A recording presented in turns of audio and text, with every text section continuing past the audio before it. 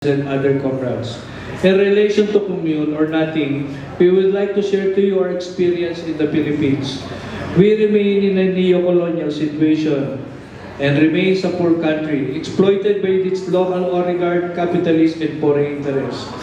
Recently, our country was rocked by mass demonstration as a result of the exposure of so much corruption, unprecedented in our country's history.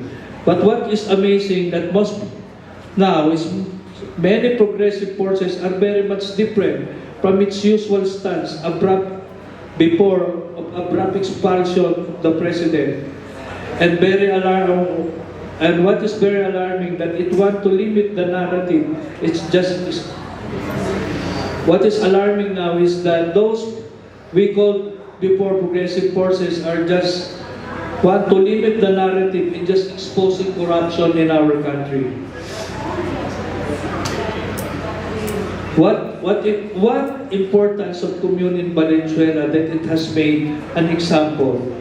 Whatever anti-imperialist forces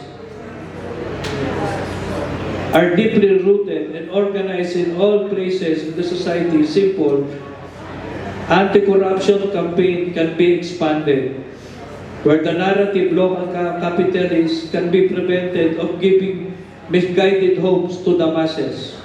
System that want to perpetuate poverty in their own respective country, prevent the masses from charting its true sovereign path of development towards socialism.